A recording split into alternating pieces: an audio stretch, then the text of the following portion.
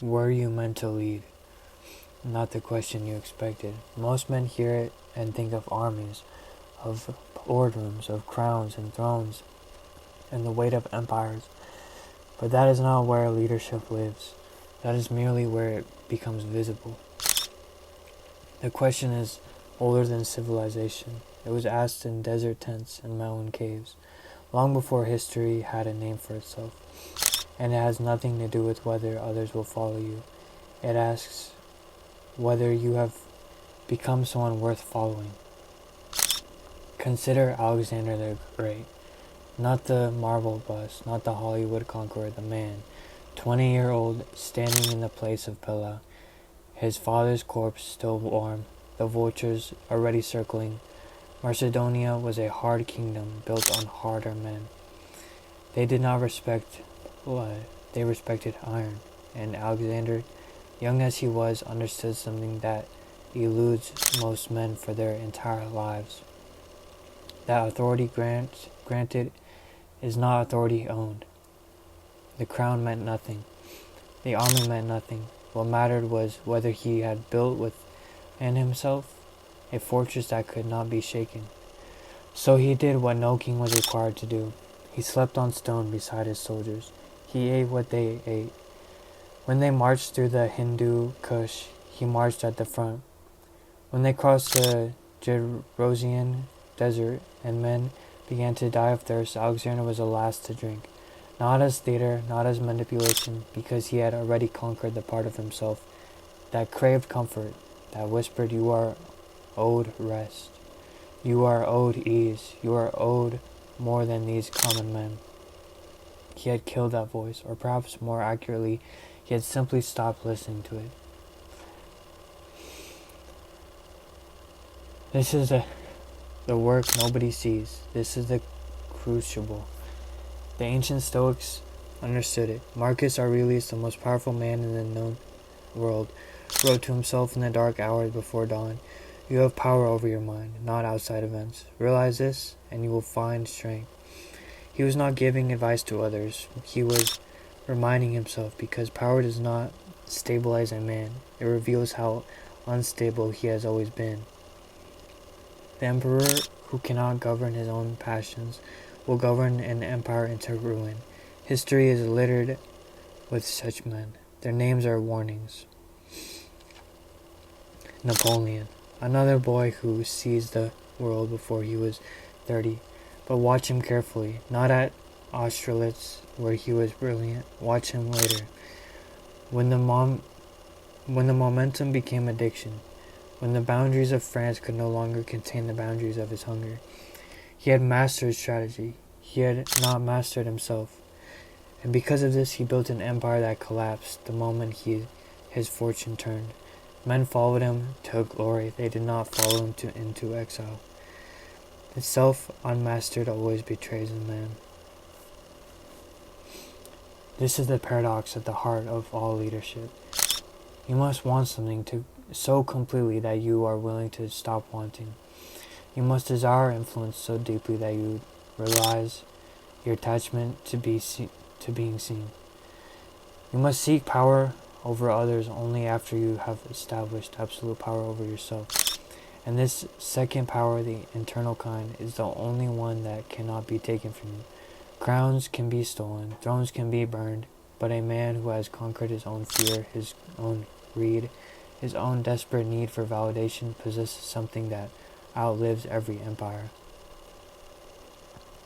The Greeks had a word, enkrateia, self-mastery, not the denial of desire, but its direction.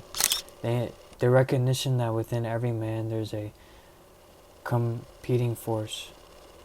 The part that seeks safety, the part that seeks glory, the part that seeks oblivion.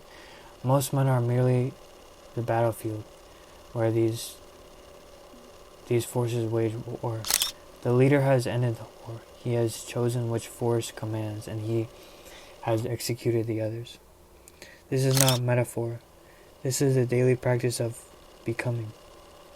Every morning you wake and choose between the soft bed and the cold floor, between the easy word and the true one, between the momentary pleasure and the enduring purpose.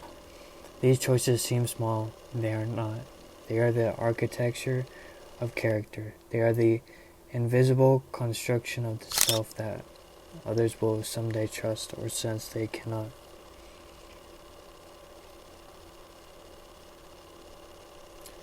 You are listening to this perhaps because some part of you suspects you were meant for more. That suspicion is not wrong, but it is not enough. The question is not whether you have potential. Everyone has potential. The question is whether you have done the work of actualization. Whether you have gone into the interior spaces where no one accompanies you, where no applause reaches, where the only voice is your own. And whether you have done what is necessary there. The killing of old selves, the cultivation of silence, the building of an inner architecture so solid that external chaos cannot shake it. Marcus Aurelius, again, he wrote, "How much trouble he has avoided, who has not made himself first trouble to himself." Read that again. The leader's first enemy is never external. It is the self he has allowed to remain ungoverned.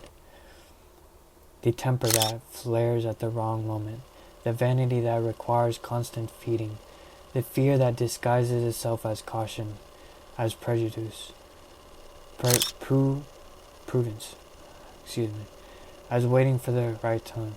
There is no right time. There is only the man you are now, and the man you are becoming through what you do now. I'm not promising you glory. The philosophers we remember, the ones who understood leadership truly, were often deeply unhappy men. Marcus Aurelius fought wars he did not believe in. Alexander died in Babylon, possibly poisoned, certainly exhausted at 32.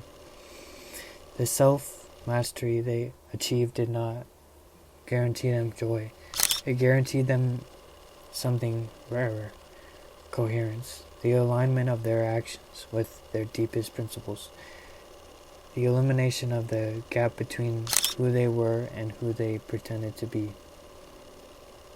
The coherence is what men sense. This is why they follow, not because you promise them wealth, not because you terrify them, because in your presence they feel the possibility of their own interrogation.